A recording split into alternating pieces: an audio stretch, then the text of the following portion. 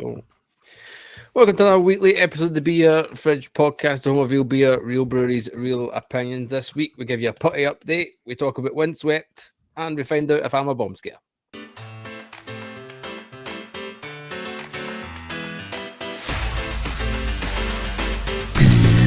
Fridge Podcast.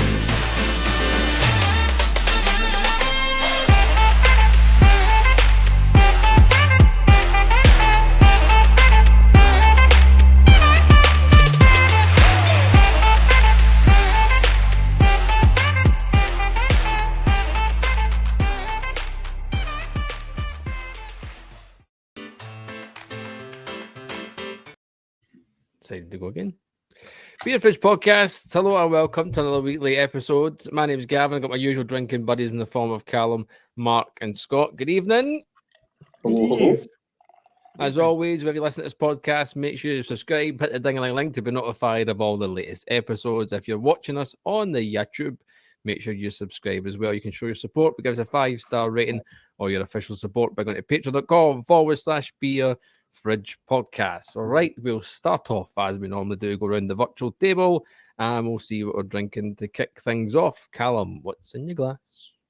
Well, pink elephants are on parade tonight. I'm drinking Delirium's Nocturnum, which is their strong dark beer, 8.5%. And this was part of the beer merchants box that I got in December. With all my Belgian stuff in it, and this one is delicious. Lovely dark brown colour, nice head that's sticking around quite well. Really nice caramel malty nose, but it's also got some spices in there as well, kind of licoricey vibes. Really quite alcoholic at the start, but not unpleasantly. Almost like a liqueur type vibe. Loads of chocolate and coffee, and delish. Sounds good. Gilroy, what you got, mate? Still dry Jan, you got about, what you say, 10 days left? Yeah, aye. It's gone all right. I'm still sober, which is good. I even survived a Friday night out with yous, clowns. Impressive. After a couple of delays, finally got my Mash Gang box. So I'm on Chug this eve, which I think everybody else has pretty much tried except me.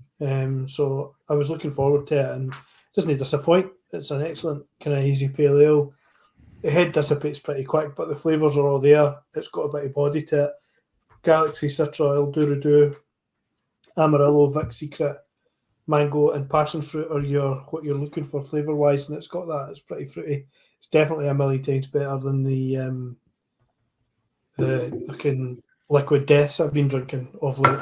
So much about a huge improvement on that, and with the exception of a couple of the alcohol-free beers that we had on Friday night,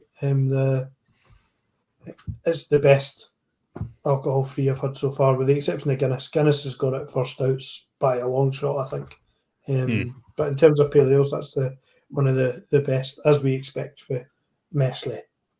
Indeed we do. I myself have got another beer from Arbor, Motueka, gluten-free single hop pale ale. That it's packaging wise, it's saying obviously hoppy Motueka pale with bold tropical fruit flavors and aromas. It's 4%. It's all right. It's kind of grassy or a wee bit hoppy. It is smooth enough. It's nice enough. It is one of those beers, because it is a single hop beer and it's so low in ABV. You just find it's lacking something. It needs other hop friends beside it to help out a wee bit. But it's nice enough. Hop friends. Need some hop friends, which I'm fucking trademarking that, by the way. Go on then, Mark. I'm on Mash Gang as well. So I've got Stoop, their American Pilsner, to whopping 0.5%. I've got to admit, this is the second can I've had a Stoop, and the first can I was quite disappointed, and I was ready to kind of throw some shade, as I would say. The second, that was partly why I was like, I'm going to start with this, because if it's the same, I'm just going to go straight in. This can's much nicer in terms of it's cleaner, it's crisper. They're getting all the pills and all kind of vibes to it. Obviously, it's super light. There is a bit of metallic vibes to it, but it's an American style lager, so it has the Budweiser, Amstel Busch sort of vibes to it that you would come to expect from American style beer. Do you think that's deliberate though? Do you think that kind of metallic vibe is deliberate? Well, or is that just like an off taste? Well, I didn't get that in the first can. So Right, okay. the first can was as flat as a donut, basically. So I felt like it was a dud, and I was a bit. That's what I'm saying. I kind of scribbled some notes on it, and I thought it's got more pale ale vibes. And I remember we waxed lyrical about the whole stoop, and I know I preferred the Japanese version than the American one when we had them both the last time, but the first can it was like a dud. So whereas this is like it's lager vibes, you know what I mean? It's proper American vibe, dare I say, traditionally mass produced beer, which is exactly what's on their packaging as well, to be fair. Now there is my mate Nelson in there and Galaxy. And I've got to admit, I'm not getting any Nelson at all. I'm getting a bit of oaky vibe to it, which I scribbled down here. And as I'm kind of lightly hopped and aged in an oak barrel, so I'm taking that as a win. Refreshing, dry finish. It's not overly as dry as I would like, but again, my palate's slightly different. I'm kind of it's dry in the sense that you want to drink it. So I suppose that's lending itself to the American Pils vibes. But I've got to admit, it's I'm in a far better position with it now than I was as of before I came in, because I was coming in to shit all over it, to be completely honest. But Coming in to throw some shade on Mash. 100%. Mashley's a top dude and they make amazing beers, but if I drink a bad beer, I'm going to tell you. So The people's shade. people shade. I was going for the people's elbow there and I kind of fucked up there. Not gonna lie. As you mentioned, Scott, briefly, we ventured out on Friday to Salt Horse to sample some pate. We'll get to the end of the night later on because it's a bit of a disaster. But the kind of star of the show for obviously me and Callum, because we were drinking alcohol, was going to be putty. Sampling it from keg for the first time I've had it from keg. I had a can the day before on the Thursday. It arrived. I very sneakily, cleverly got it delivered to my mum's instead of my house. So it arrived the same day as I arrived up the road. It arrived at 4:20, and I had it open by 4:30. Decent. Which I was very eager and keen to get a review out there in the social media world and whatnot, and fire it out there and we weren't the first, but be quicker than other people and on the hype train. And I mentioned it felt green, and I still believe it was a wee bit green. No fucking majorly green like it was 2 years ago. But people are, mine was fine. Now I'm thinking, I still think it was green, but I'm thinking, was it just because it was literally fucking in the door 2 seconds and I've whacked it in a can and a glass? It would have still been cold though, mate. It's fucking Scotland in the back of a van. So. If it was green, it was green. I wouldn't let other people's taste buds tell you otherwise, because I said that on Friday when you were drinking it. Like, it's your taste buds, it's your it's your thought process behind it. If you feel that there was a bit of a burn in there that you said on the hop side that is more hop bitter than anything else, then fair play. I'm still waiting on mine, to be fair. Mine's has been returned to sender, which is an absolute travesty. So I'm putty less at this moment in time. Not that I was be drinking, however. That's not very good. However, I'm doing some funky camera work here. No, Yeah. what I've done is I've fucking my Ethernet cable. Actually changing the camera angles and changing between different shots. This is It's quite just a lot been to do. stupid. So, Cal, you were obviously Yeah, you were the only one that was obviously on it since Gav's away. What was your initial thoughts of Putty and Keg? it was really, really nice. I mean, we've spoken very often about how much a marketing, genius, whoever it was that decided that they were going to do this every year for Verdant, and it is a cracking beer. I really enjoyed it. But I mean, I don't know that it's the best double IPA that I've ever had. I mean, it was really strong, and the hop flavors were tremendous, really juicy tropical flavors, really thick, great mouthfeel. It's absolutely everything that you want from a double IPA. So as far as that goes, it was really, really good. I enjoyed it. Here was what I was thinking earlier on, right? I was just about an hour ago, and I was like, the bit of me was thinking, is this it's obviously gathered a bit of a hype train, right? And as you said, it's a good double IPA, but it doesn't you didn't drink it and go, oh my god, this is the best dip I've ever tasted. This is changing the fucking world. Oh my god, this is so bloody good. Do you think it's one of those ones where if you were there at the beginning of craft beer in the UK and you had the first putty, it's more nostalgic for those type of people, whereas for us it's maybe we're we are literally just getting wrapped up in this whole fucking mad hype. I need to make it. Maybe. I mean, I don't know what the craft beer scene was like, 3 or 4 years ago, in terms of the availability of beers like that. And it's maybe just that the rest of the scene has caught up and is now brewing similar beers to an equal standard. That's maybe the case, that the market's now a bit more saturated with beers that are on a par. So you might be right, but yeah, I mean, I certainly don't think it stands above, for example, the track beer that I had last week.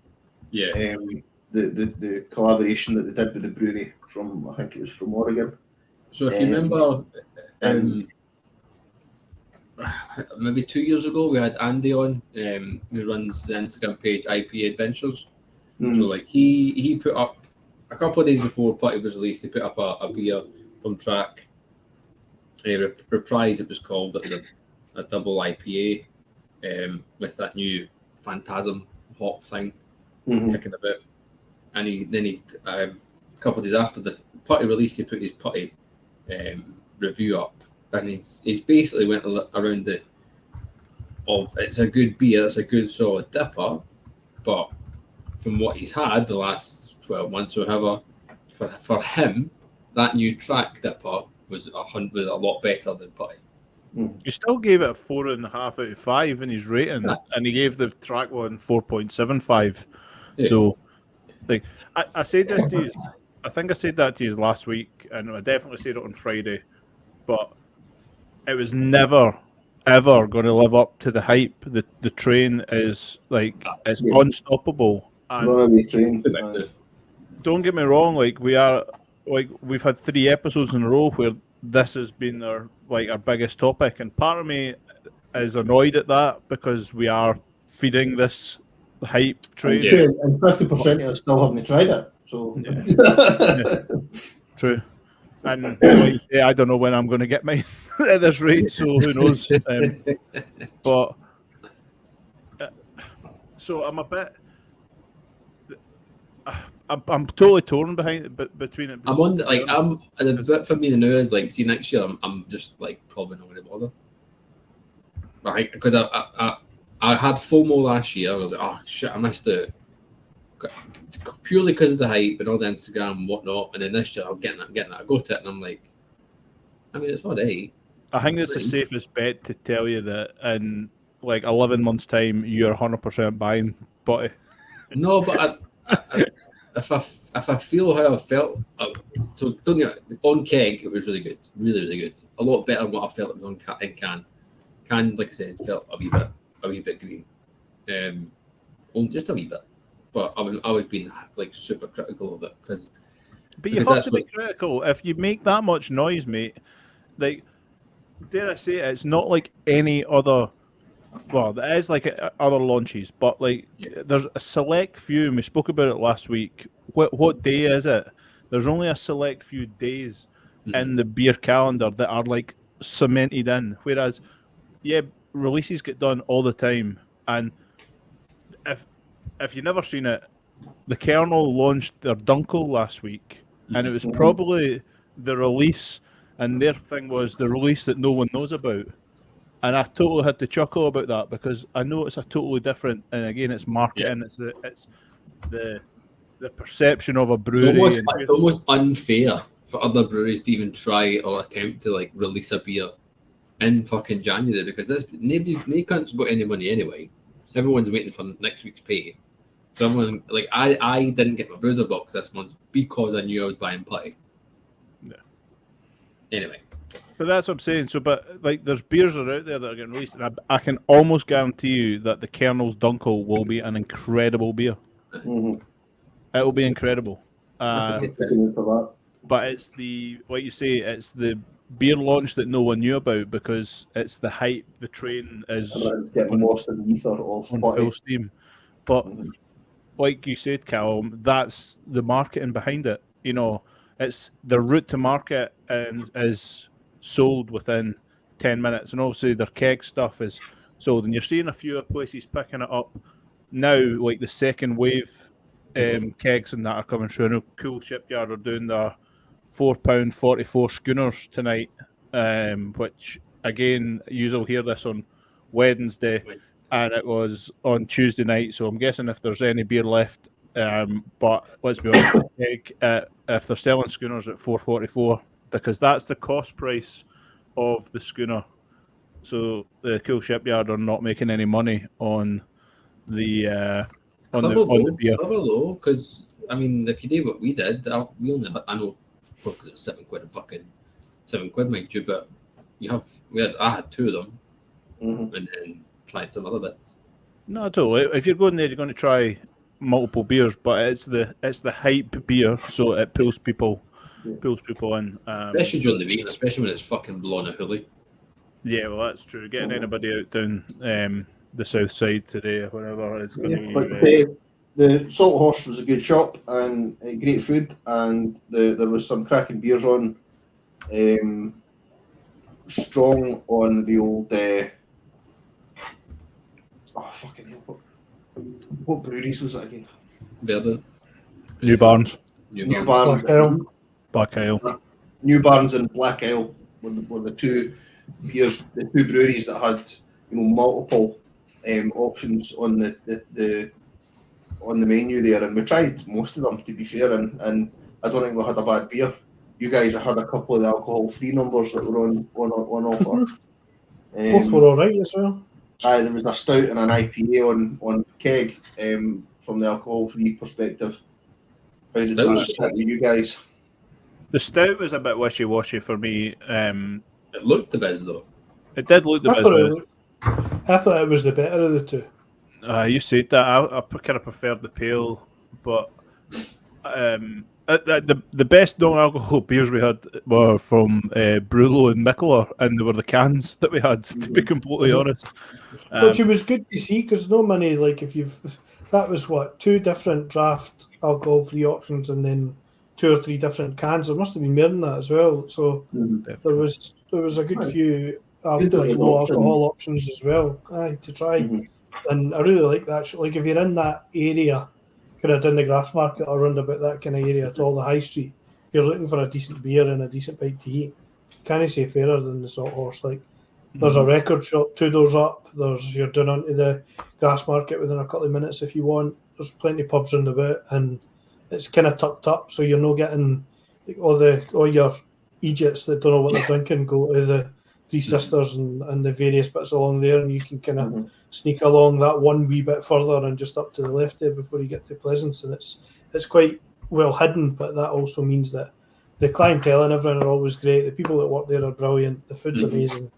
And The the guy came shop's over. The guy came incredible. over and chatted 2 or 3 times. Hamish and that were really good with us. They took good. So And then we moved on. I can't remember what pub that was we went to. the Boba. The Boba. And I can't remember what pint I had in there. It was nice. I remember that. Phantasm. Yeah, the Aye, Fierce that's right. Lab. Fierce That's right. Phantasm. That's the one that we had. The one that I had on can. Mhm. Yeah. That's right. And I remember the lassie. That was my round, unfortunately, because the lassie came up when she handed them to me. She was like, "You ken these are like $8.35 a pint." I was like, "Aye." So that was good. Phantasmic. What did you have, Glenn? What did you have? Aye, Gavin? Gav decided to go multi in the extreme and had a I mean, whiskey. I was going to leave this to the end, but fuck it, we'll do it now. Well, it's not really a long story, is it? You just It's went into It's a all pub, it's you not got in my head. fed whiskey by an Egypt. Aye, I've got talking to the two guys. You in the met some pub. good. The boys were dead on, to be fair. The boys were Aye. spot on with you. and they Looked took after you well. They took you through a little whiskey tour. So you had a wee Bowmere to start, and then you had the second. Stop! Was it? I had more than one. Aye. That explains it. Mate. Your nose was never out that tumbler. I thought I only had the You were one. sniftering like the No. sniftiest snifter. I seen you. Well, maybe you just tried the second one then, but I seen you on the because I came over thinking this boy's going to get poured into a bed later, and I wasn't far wrong by the sounds of it. But yeah, but the boys were dead on, and members at Glen Eagles, and we're getting a wee round up in the famous golf course and everything. See, in fairness, I'll need to dig it up because I made them subscribe to the YouTube channel, so there's a strong chance you never know the bait. To be fair, you were trying to send the boy a text message and couldn't work out how to send him a text message at one point, and I was thinking, oh, this has got terrible written on it. Basically, for people listening, I don't do well with spirits at all. Like, me and spirits do not work ever. Anytime I've had vodka or shots or whiskey, it ends really badly. And whiskey for me is the absolute devil. So knowing that I had fucking more than one whiskey now makes a whole lot of sense why after we left there, I remember fucking nothing. I'll put an apologies to the cleaner that had to come in and sort out the train carriage. Yes. I unfortunately remember that a bit. I was good. This is why I was leaving. You were good value. You bought everybody a Whopper, which was good, even though we never asked for it. And then with 25 minutes still to go for the train, you sent everybody the martyrdom text saying, "Just leave me, I'll be fine." I didn't realise that he had sent that when we still had like 25 minutes left before the train. I thought it was you were sitting on a benches in the middle of the station, but where Burger King and that is, trying your luck at pigeon fancying. Me? Aye. Oh, right. We're trying to get the stations. Your question that you asked me, you said, do you think there are pigeons in Edinburgh Waverley Station that have lived their whole lives and never left Edinburgh Waverley Station? You know what as well? That was your philosophy. That's some deep questions. Like, oh my god. No, but you know what's really weird? You asked me that question, Callum, when we go off the train and we arrived in Edinburgh. You asked me the exact same question. And I was like, I don't know. Oh, so that was fucking. I was getting regurgitated patter. That's awful. You must have been really struggling for things to say to me. Aye, so I don't remember much after that bar. But a good night was had by all. And, it was. Yep. Great to have the dream team together, even if half of them weren't drinking, but never mind. Okay, but our banter was still good, so that's all that matters. Good chat all round. You were nearly put in the Caledonian Sleeper. Aye. It was across the platform, so it was platform 13. And they kept looking at the Caledonian Sleeper, saying, "I wonder if you could sneak in and get a wee bed for the evening." On it. What is that? I hope nobody touches me up. Is that what you said? Oh, aye. That was Victor McDade. Victor McDade. Anybody English will not get that. Watch Still Game immediately. It's on Netflix. The problem with also the issue, I didn't eat anything stupidly. I don't know why I was at home. Except your big whopper. Big Whopper, and then obviously I stole a chicken wing off you, and the sort of, I don't know why I didn't order anything, but hey ho. Aye, mate. That was Eating roasted steak in hot. the front. Roasting hot. I already ate loads before I left the house, so I don't need anything. Yeah, it was safe to say I was a Until you met the Glen Eagle. Aye. See, but here you won't be laughing if I can get a comment on YouTube and say, "Hey, Mate, what up?" I'm 100% still making a play for a round at Glen Eagles. That's for sure. I'm right. Right, I'll chomp it up. Sad news this week, and was it yesterday? I think it was announced the day before. We're losing Windswept. Windswept will be closing. A brewery we've had in the podcast about 3 years ago. Their beers are amazing. Some cracking beers. Tornado, amongst Wolf. the others. Wolf. The Wolf. Yep. Wolf is a That's winner. what that the Wolf is. Was it in Hurricane particular. Tornado or something? Aye, that's Tornado. right. And the Wolf is the stalwart of the SEBA festivals. You can always guarantee there being at least one Windswept beer at one of these festivals. So real shame that those guys are closing up shop. And as we say, for most breweries, here's hoping that the brewing expertise and experience doesn't just disappear into the ether, that the guys manage to find brewing jobs and stuff elsewhere and keep the knowledge in the industry. Is that the brewery where we had the Russian stout? Like was it 8 years? No, No, that was Broughton that gave that was us Broughton, mate. Did that. I feel like it was. I feel like it was a Russian stout. It's a tricky one because I feel so bad that we're losing another. It's another week, and we're having another one of these stories cropping up through the podcast. It's starting to do my head in a little bit. You're welcome to come to the stories yourself if you want. No, well, the story needs to be said though, unfortunately. But that's what I'm saying. We're giving out poor, like negative no information, but like we're telling the story of a brewery that is kind of fallen rather than. I would rather be talking about what people are releasing and what's coming up and that kind of stuff. But in a way, I get it. Lossiemouth is a long way up. You're talking about the top of Scotland, and appreciate that Nigel and the team have, they've obviously went to try and expand and grow and all the rest of it, and build something that's not just for like Lossiemouth and Inverness and the north. They've obviously tried to kind of get beers down into kind of, dare I say, the mainland. I know it's still the mainland, but into central Scotland and further south as well. And it's a hard thing to do. And we've talked about export in the past, and that's kind of how it is. If you're shipping beer, what from Edinburgh to Lossiemouth must be 4 hours. But the thing is, see if you're shipping beer to Spain or Sweden or whatever, you're going to be using an importer, and you're going to who's then going to be distributing the beer at their cost. So you're shipping your beer in one go to another country. But you're 100% right. I mean, if you've got a brewery in Lossiemouth, and you're if you think about I've got to get beer to Aberdeen, to Glasgow, to Edinburgh. These are all separate journeys, separate lorries, vans, or whatever. That's got to be a massive cost to try and distribute that beer, to the four corners, even to the four corners of Scotland. It's got to be tough for a small brewery to meet that cost. I've never been in the brewery, but I know one of the Discord members, and I probably should have looked this up before, so give him a bit of a shout out. It was John had mentioned saying he was up there in October, and like saying fantastic setup and all the rest of it. And I can imagine, because I've been in Lossiemouth in a past life for work, and it's a beautiful wee spot, like a lovely wee town, right, and like you say, right in the water and everything.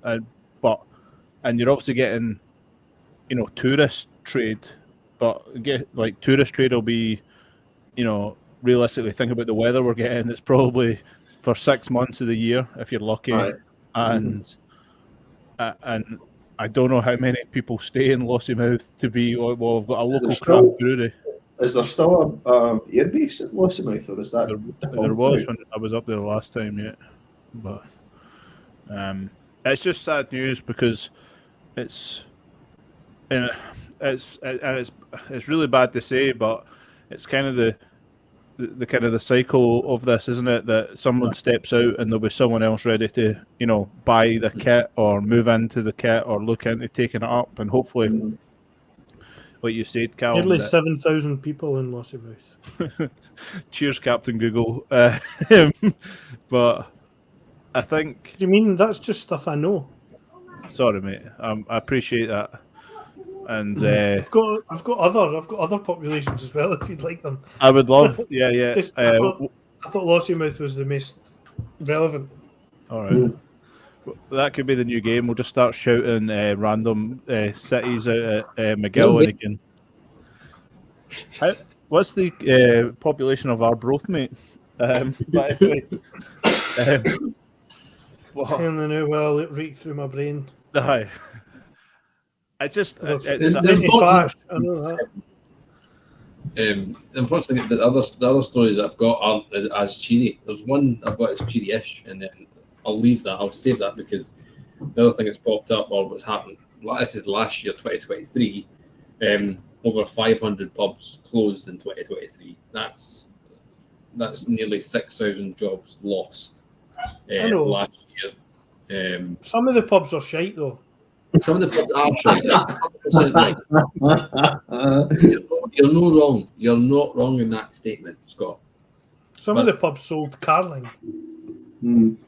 Pubs will sell Carlin. Do government-wise, do they need to now be stepping up and trying to help the brewing and the pub industry in terms of just because it looks after 900,000 jobs that revenue-wise and tax it brings 15 billion pounds in tax revenue. So it's not like it's not bringing the fucking money. And some pubs around the country are little community hubs places, and you lose them, you just fucking it. They need a VAT break, but I think that goes across hospitality. How does that work then? For I think that the problem is that the vast majority of pubs aren't owned by a landlord. No, it's going to be the landlord pubs. It's the independent pubs you need to try and that's it. Are the government going to be able to step in and help these independent businesses out? I'll give you, before Mark, you chip in as well, because obviously you're in the industry yourself, doing this job every day. Because you're a big chip. A quote from Emma McLaughlin, Chief Executive of Emma McLaughlin. Fucking search it if you want. Chief Exec of the British Beer and Pub Association. Go fuck yourself. What is Emma saying? Other than go fuck yourself. She said at last summer's autumn statement, the Chancellor provided a number of measures to support the beer and pub sector, but now it is time to stop the rot. And this budget, we need to set a path to secure long-term sustainability for brewers, pubs, with a cut to beer duty and a cap to the business rates. Is that UK wide or is that Scotland? Because Yeah, that's a different game altogether. Because sorry. No, well, there shouldn't be a difference, and hopefully that's where you're going with that, right? But there is a difference in terms of tax and everything at the moment, whereas Scottish hospitality is taxed higher than it is down south in terms of VAT and expenses and the pressures that have been put on hospitality. I didn't really want to dive too far because I've kind of got to watch what I say, I suppose. But I think help's required. I think over the last 3 years, we've said it plenty of times that pubs that have been run properly are finding ways to survive. Pubs that have been run incorrectly are probably the ones that have closed, and building up, big debts and all that kind of stuff. And independent pubs, independent pubs are the ones that suffer because they don't have the backing of 400, 500, 2,000 other pubs that can subsidise and take breaks and all the rest of it. Spread the load. Correct. So the company wide can support a pub that's maybe running at a slight loss for a period of time. And I'm not going to be as naive to think that like say your Molson Coors or whatever are going to allow a pub to run at a loss. They would just shut it down. But I think going back to your previous statement about Scotland, I think the whole attitude towards alcohol is so archaic, and it's just the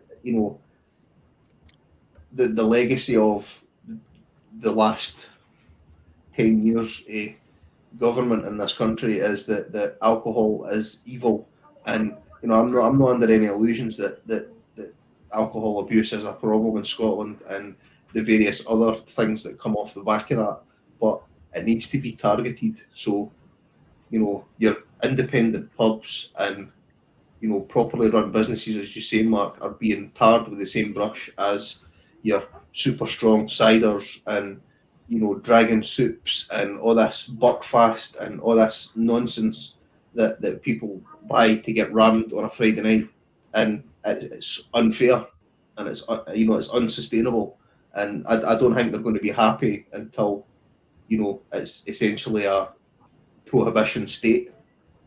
The guy drinking 5 or 6 pints of best, in his pub in the community pub or place around the corner or whatever on a Saturday isn't he the guy that is then needing lifted? Right. Just isn't he? No, and I'm not saying there's no exceptions that prove that rule, but it's no that guy. Yeah. It's the Dragon Supers of the world. Yeah. You Scott, you sent a link last week, and I've seen another article today, and it's basically saying that the pubs that are surviving, that they're trying to survive, are having to be more diverse in what they're doing in terms of just an offering to the general public in order to survive. So, and likes of where we were on Friday, like having that you guys were doing no and low and doing dry January. You guys had 4 options, which you wouldn't get in every bar. You probably had more than 4 options actually. No, you would get the same 3 things you dross, or the one thing of dross non-alcoholic stuff that you get everywhere, and it would be the tide thing, the thing that makes the pubs that we like to drink in, and I think by we I mean everybody that's listening as well, is the fact that they're no tied to the brewery, but that then leaves them exposed, or whoever it is, not necessarily the brewery, whether it's Youngers or Spoons or whatever it might be, it then leaves that independent pub exposed to all the negative things that happen in a market. So yes, they've got freedom of choice and they can stock whatever beer it is you recommend to them or whatever ones they fancy getting in, so that you've got decent stuff to try, but that also leaves them exposed. So you've just got to kind of, they need a hand. It's got to be borne in mind, I think. There was something that popped up on my Facebook this week, right? And I was kind of like, this conversation's triggered it again for me, was that one of the local Witherspoons, I think it was, had a pint of, and I probably should have scribbled the name down to this, right? But they had a well-known cask ale on sale, dare I say it, for the next couple of weeks. What was that? The Abbott Ale or something like that. It wasn't Abbott. It was something. I will come. We'll give Google Gilroy's gone for it by the looks of it. So Google Roy. No, I'm on. He's on. Looking up how many calories are in my mash gang. All right. And they were selling the pint at 99 pence, right? And there was a couple of comments on the bottom of the trend, and it was basically. And there was a few people that ran pubs and all the rest of it, and they were like, their point was, it's actually embarrassing that they can sell this beer at 99p. It says it cost me near enough double the price in the glass before I have to think about staff and electricity and cleaning and all the rest of it. And it's like, how are pubs able to compete? And don't get me wrong, I totally understand the economy of scale. You know, you promise to buy X amount of 9-gallon casks or whatever it is and ship them across however many pubs you've got. I totally get it, and you can do a big chunky discount on that. But that's part of the problem as well, that a local pub can't, even in like January, when it is like every pub is scraping GP. Every pub is thinking about, where can I make X margin on this product? Can I like cut a few hours here so that we can, like, it's so important that if you were the pub next door to them and you had cask ale on, but your cask ale was £3 on sale, and they're able to sell it at 99p. It's tough going, and I'm not want to just throw shade at Witherspoons, that's the one that just popped to mind. Yeah, you're 100% right, and it was a range of 17 beers, ciders, and spirits, as well as soft drinks that are discounted to 99 pence between 3rd and 17th of January this year. That's £1.10 in Scotland, because we've obviously got the minimum price stuff. But it's the ones that they've quoted here. Oh, here we go: Carlsberg, Bud Light, Guinness, Stowford Press, Darkberry Cider, Stowford Press Apple Cider, Ruddle's Best, Worthington and Spirits, Bell's Whiskey, Gordon's Gin, Duppy White Rum, and then your in terms of non-alcoholic, Beck's Blue, Ghost Ship, Brewdog, Punky AF, then Heineken, Cockerberg and Erdinger. I mean, so like it's a fair wacky stuff at 99p / £1.10, and fair enough. And don't get me wrong, like, that's a good thing because it's getting people out into the pub and trying to keep lights on and all the rest of it. The thing that annoys me is that, like, it makes it so difficult for others to compete with that. And I know that's the game during this period, Yeah. And it'd be interesting to I mean, you maybe again, Mark, would have more of an insight into this, but I wonder how much per pint Witherspoons pay for Guinness, for example. It can be. I mean, I don't know, but it can be more than £150. Well, I wouldn't know a number off the top of my head. Put it that way, picking a number is difficult. Put it this way: getting beer sold in Witherspoons is a really difficult challenge for any brewer, right? Because they are so strict with how much they pay for stuff, and in comparison to any other major beer or pub or chain or whatever like that, their pricing is well under. But I know Guinness and I know Diageo are not the easiest to work with either, dare I say, and Guinness is coming through multiple menus. To bombard you with questions, Mark, and especially ones that, and by all means, just you can kibosh this question. It is like, because you've half, like, I've seen it before where all these breweries and the people do, and the really big breweries do, like, if you buy two, we'll give you fucking about $1 million free. Or, no, it's over exaggerated. They'll buy two and you'll get 4 kegs for free and all that pish. Does that make it fucking a ton harder for smaller breweries to get in there? Because they're just doing stupid deals where, and we know breweries as well, the bigger ones, who are affiliated with AB and InBev and stuff. They'll be like, I'll sort your cellar out and stuff, I'll cut it out and whatnot. Like, so stock deals are quite common, right? They're quite common. And so Stockdale would be, over the course of the month, if you buy 2 kegs a month, you'll get a keg free or something, like, I don't know, or 2 kegs a week, you get a keg free every month or 2 months or 3 months or whatever. And that's probably quite narrow. And the bigger breweries will tend to do, like, if you take I know of like a big brewery that were like last year basically said, we'll give you X amount of money if you agree to take our beer for 6 months. So they'll give you basically a blank check for a chunk of money that would be quite handy for running a pub for a bit of time, paying wages and all the rest of it. And all you need to do is buy our beer for 6 months. There's no catches, la-di-da-di-da. And it was as simple as, right, and they gave them their first keg as part of that offering free as well. So you're getting an 88 pint keg, which you're able to sell at, £5 to £6, depending on where you are.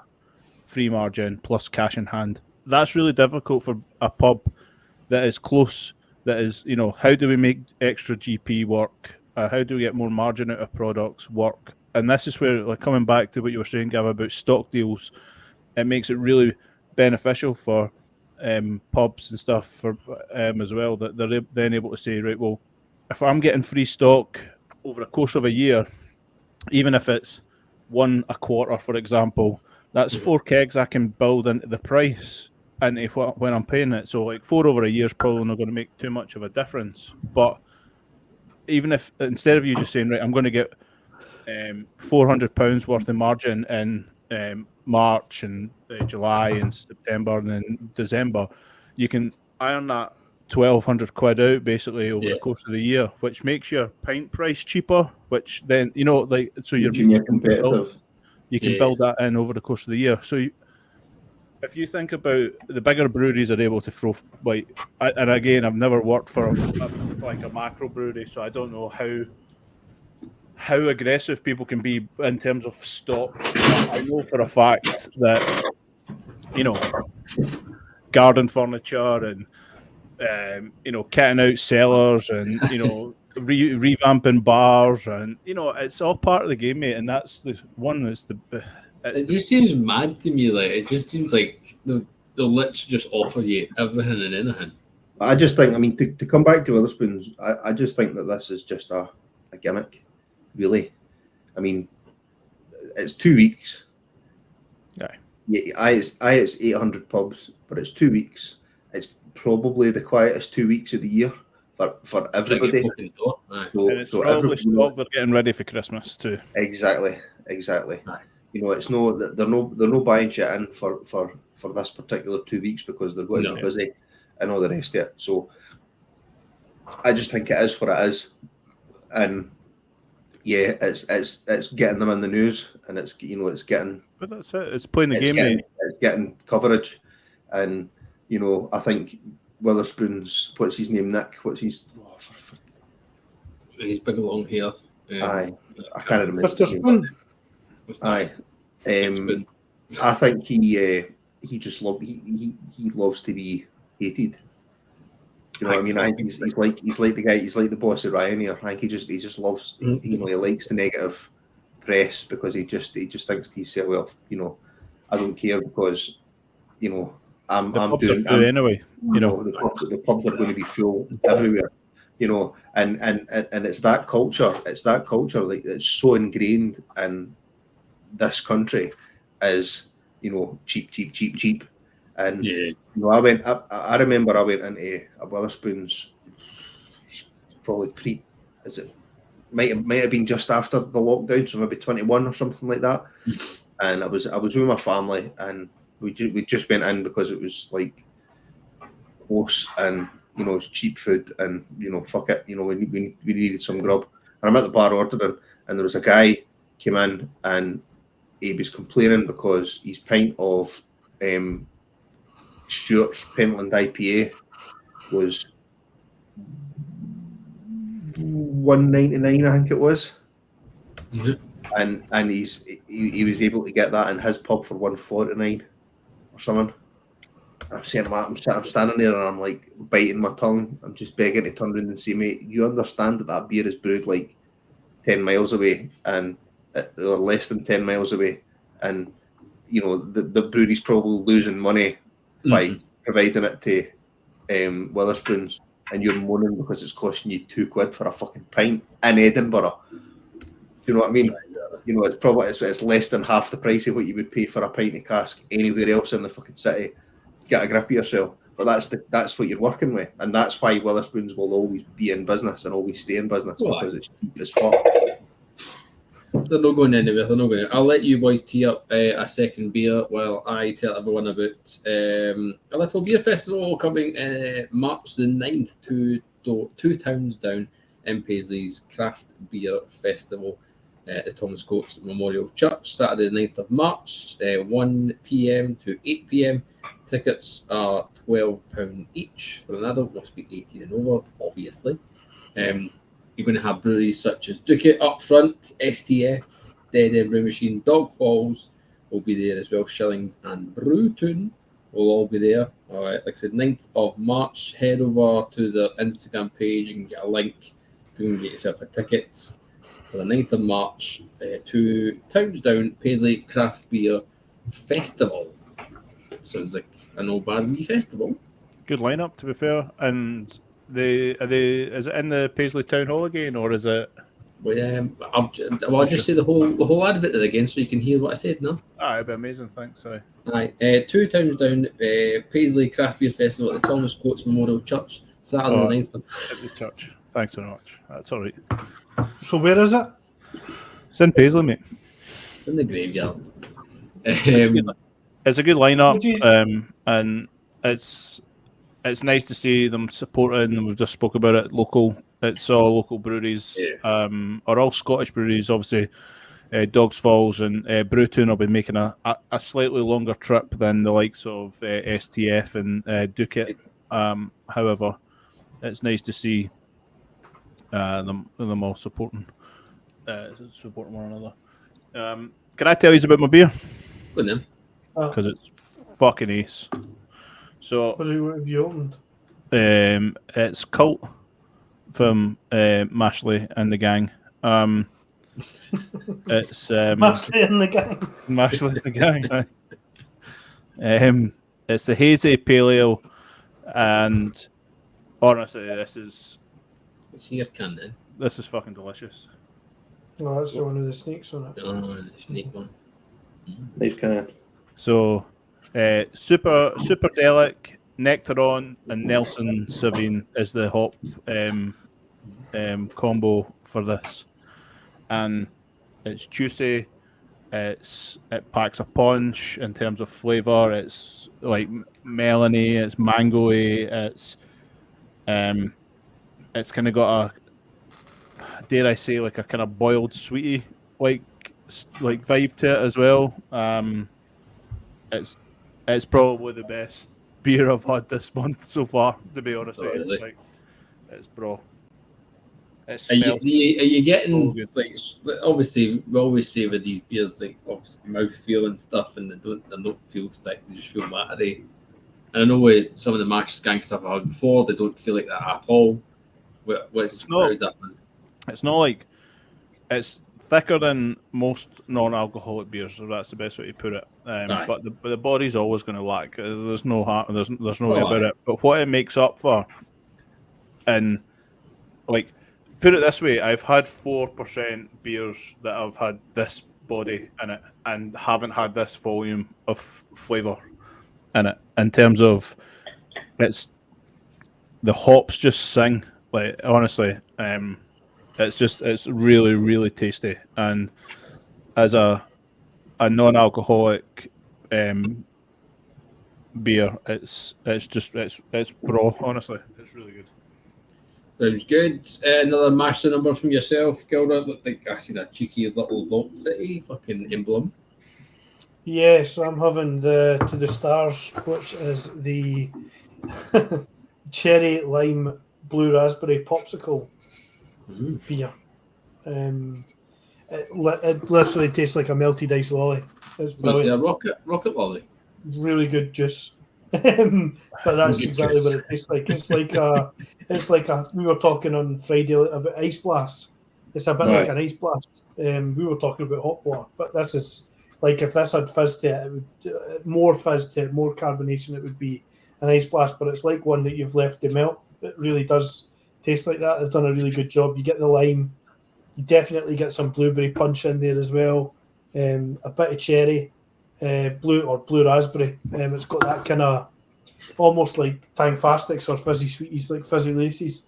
The blue Astro Belts, if you've ever heard blue Astro Belts, that kind of flavour to it. It's really, really good, really well done. You can tell that obviously Vault are no strangers to a weird and wonderful flavour, and neither is Mashley either. So, a classic. Well, it is a classic. This is is it 586 or this? They've done a fair whack of these. Fifth release of our 6-part sour alcohol-free series, taking inspiration from the iconic red, white, and blue American popsicle. So there you go. Oh, no. So we've got one more to go beyond this, and it's excellent. It really does. It's That's a proper, cool idea. proper popsicle in a glass. I only had a mouthful of that one. It was Lynn's had that just because I had kind of sour vibes, so I had a mouthful of it, and I thought it was all right. I felt like it was a wee bit dilute and juicy, but I had, like I say, I had a mouthful in between.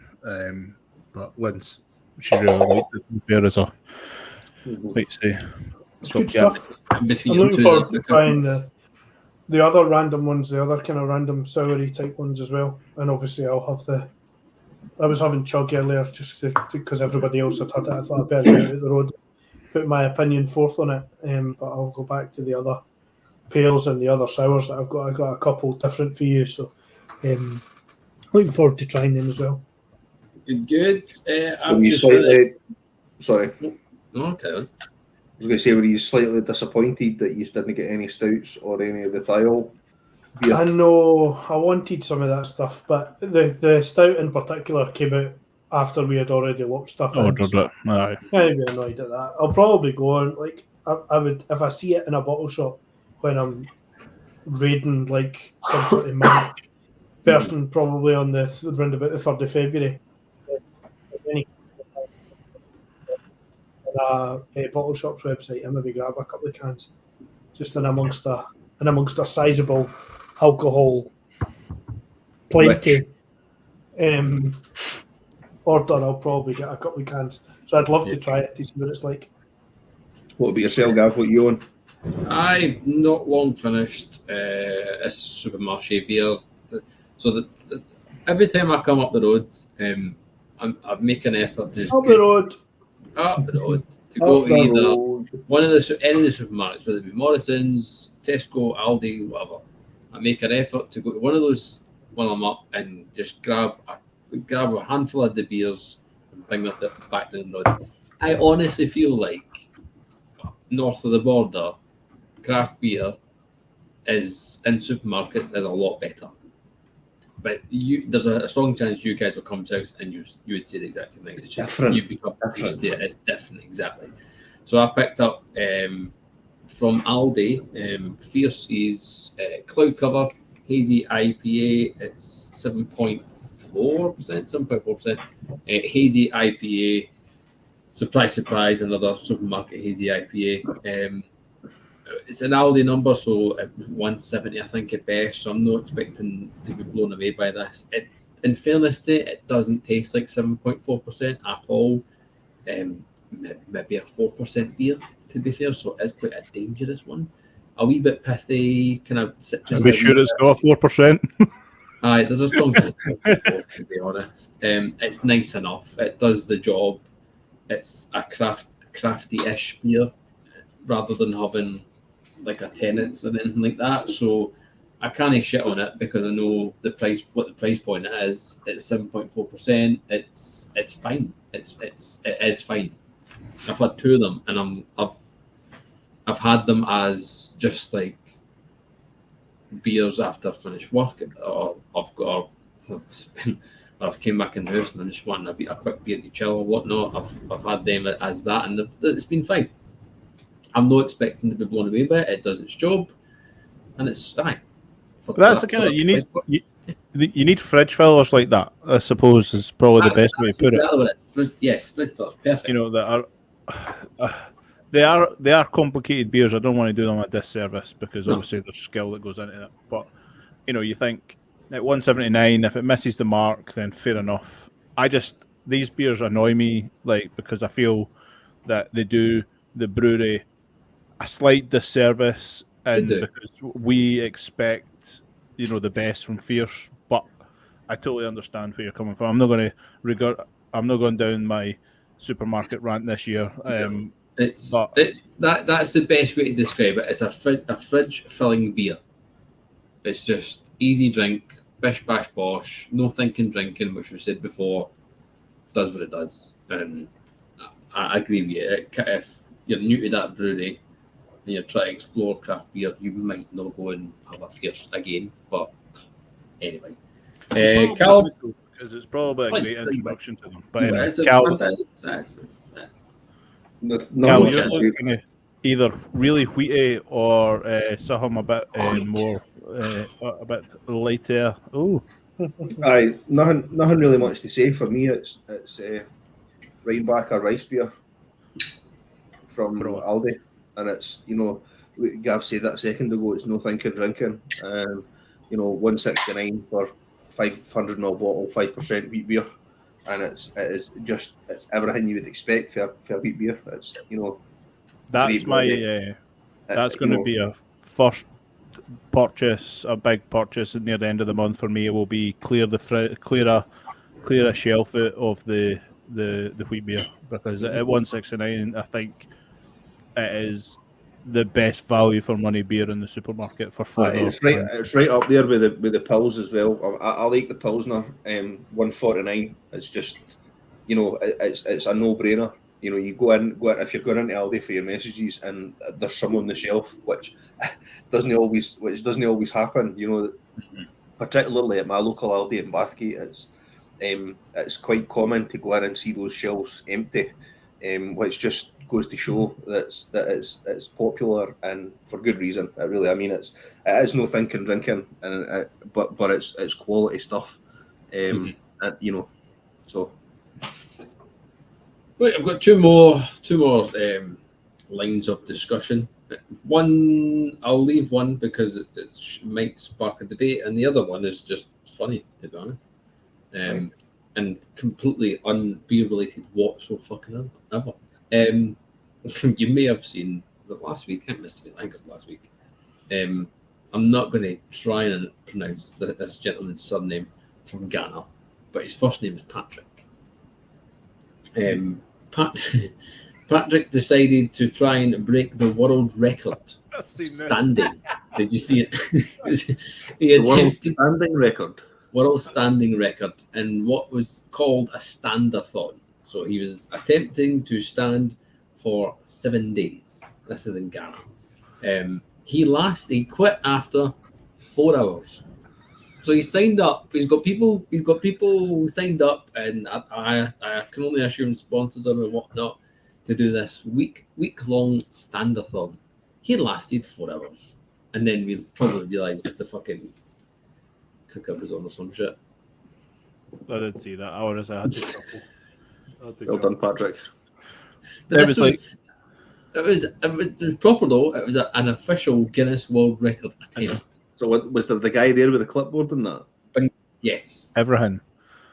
It was so funny. There was somebody had done one of these kind of short documentaries, if that's the best way. I can't even call it a documentary on it. But basically, I'm going to do this, and it was to build up and seeing people get there, and it was they had a carpet thing down, so it had an anti-fatigue mat and all that kind of stuff on it, and the whole boona it was in, and it clicked, and the video was brilliant. So the video starts, and it's as he goes, click, and it's 1 second, 2 seconds, 3 seconds, 4, and everybody was clap him and all the rest of it, the usual stuff, kind of getting stuck in, and then the video then cuts.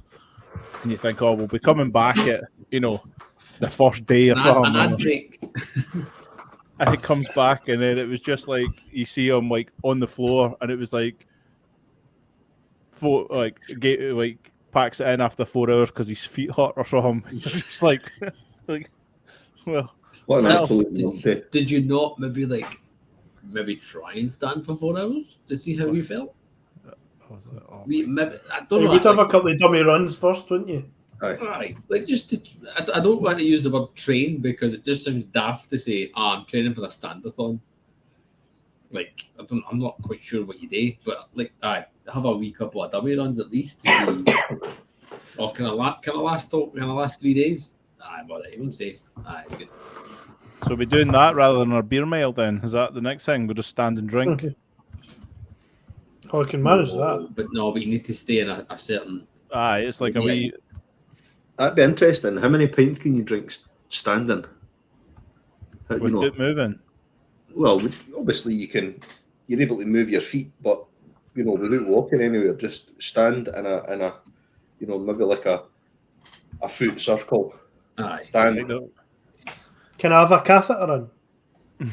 Oh, big aye. Yeah. Or a bucket? Just a bucket. A bucket. Get a truckload of the cardboard piss tubes that you get at the hospital. I can get a few. Well, You didn't go to the extremes of fucking getting a catheter in. Christ. A shiwi. Well, I'm just doing it professionally. Like this boy did. If the Guinness boy's coming out, I'm getting a catheter put in.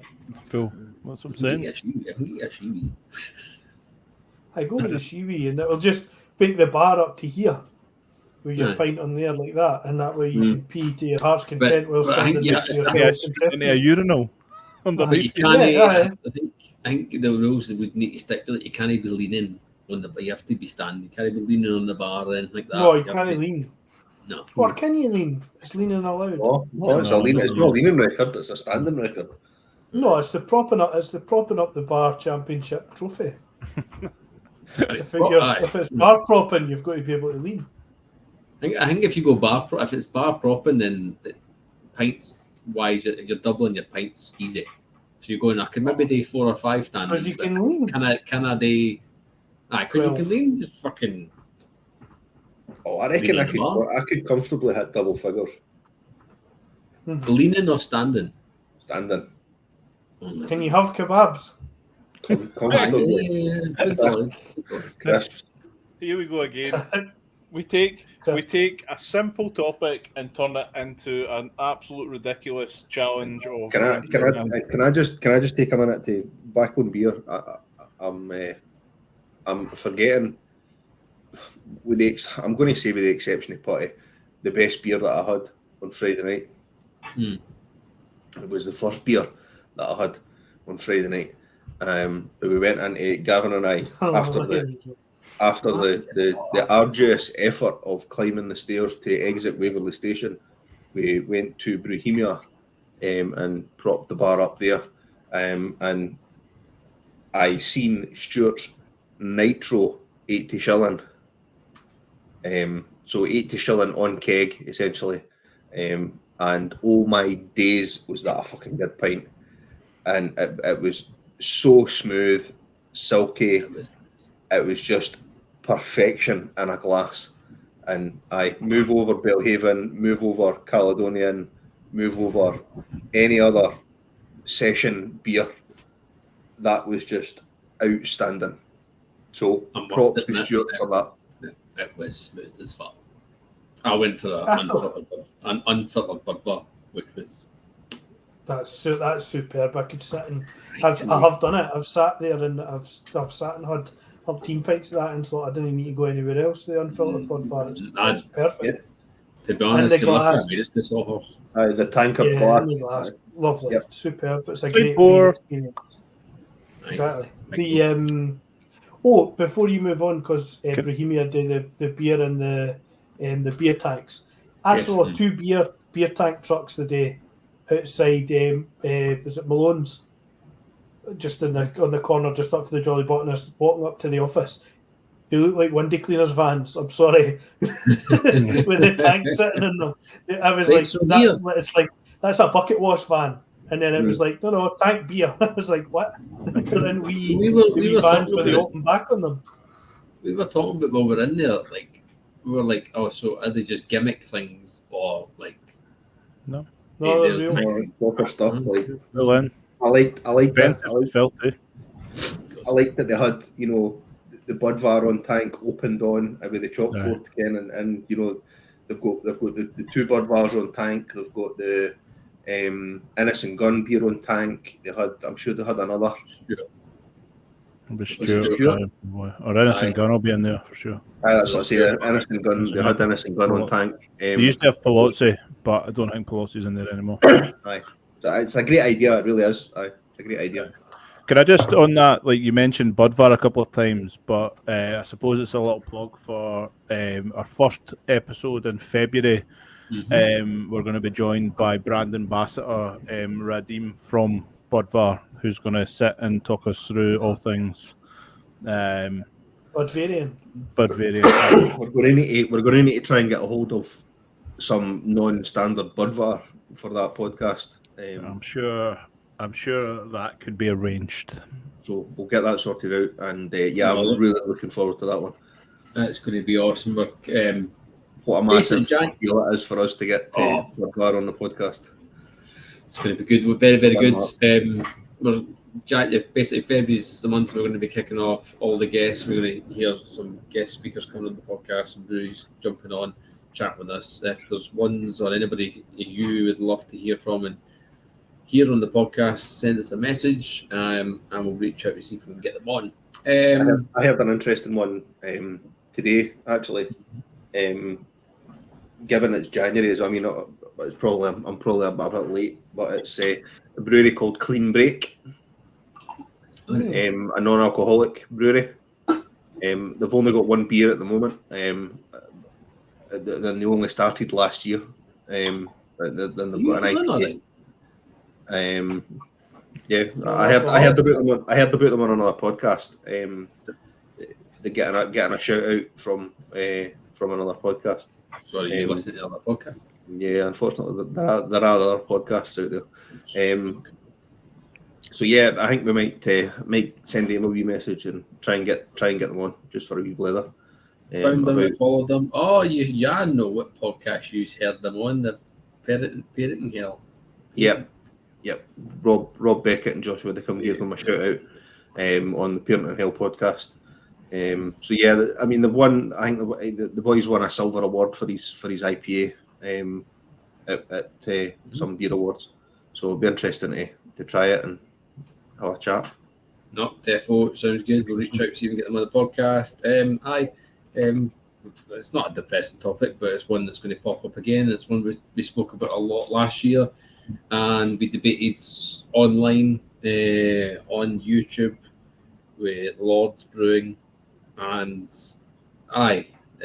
it just got suspended to DRS. It's going to be fucking happening whether we like it or not, DRS wise, but it is taking effect in Ireland, and there has been effects, and there's breweries that are having to make changes. And the reason I bring it up is Lacada, a brewery that I've had through Bruiser, sampled the beers and loved every single one of them. Blue Pool was the one that sticks in my mind from last year. Lacada have stopped supplying the Republic of Ireland with beer because of DRX, and it's something that's going to prop up with us in Scotland. Maybe I say us for you guys, and in fact, vice versa. Actually, now I think about it, This means you're not getting beer over the border. Simple as, because the bottles, the glasses are not going to be able to be returned. Because from what I've looked, I've only done like very quick research. It only got postponed, but fuck all still happened about it. Oh, I've not done anything about it since then because I've got other things to worry about, like how where to stash the motorhomes. WhatsApp messages. WhatsApp messages. Who's doing what with WhatsApp messages and things like that. And submitting them and no submitting them and caravans. They need to take an hour and a half at the end of each day to delete all their WhatsApp messages for their phones. That's between 3 and 5. Aye.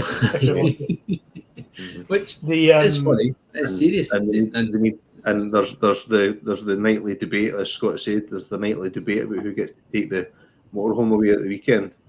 And Humza's got it up at Loch fucking Rannoch this weekend, so Swinny's got it booked out next weekend. And main thing is I've paid for that again.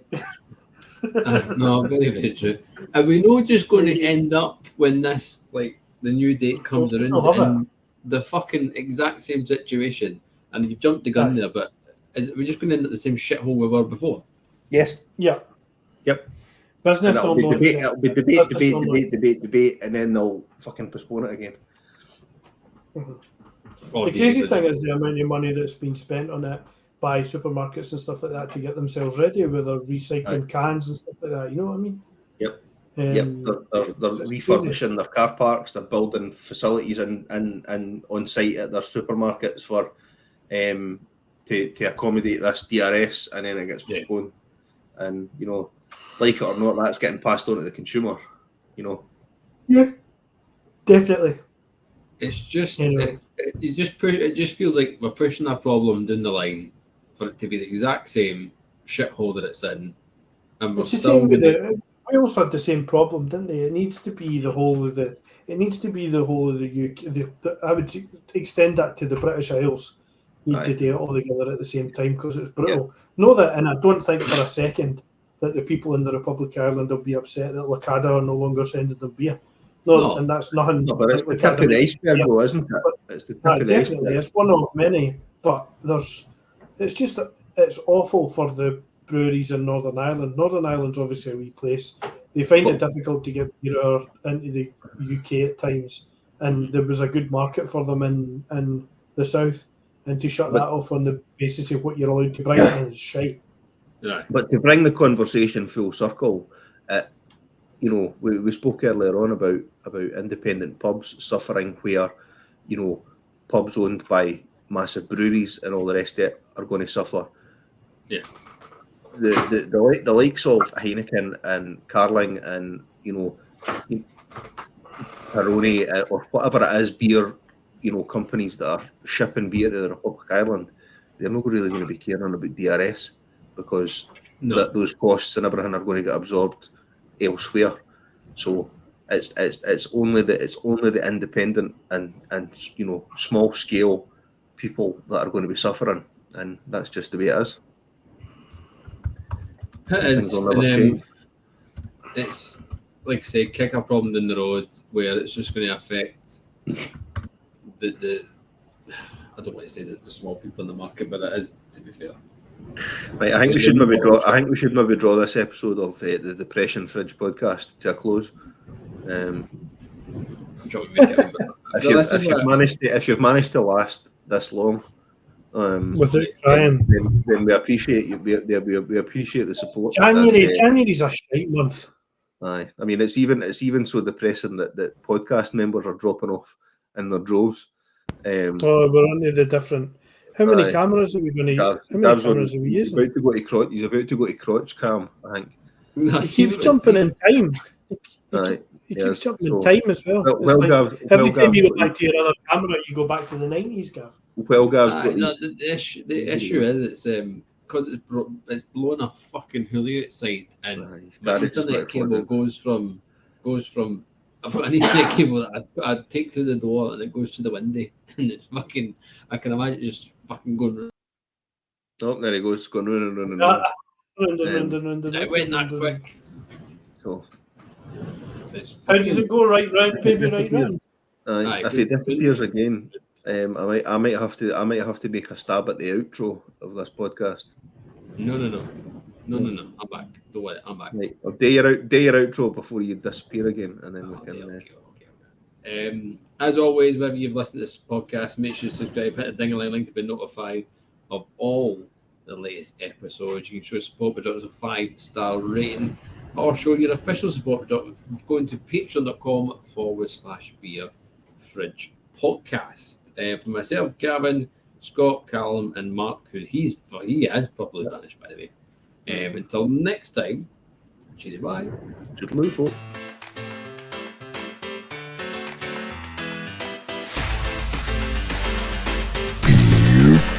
Bridge Podcast.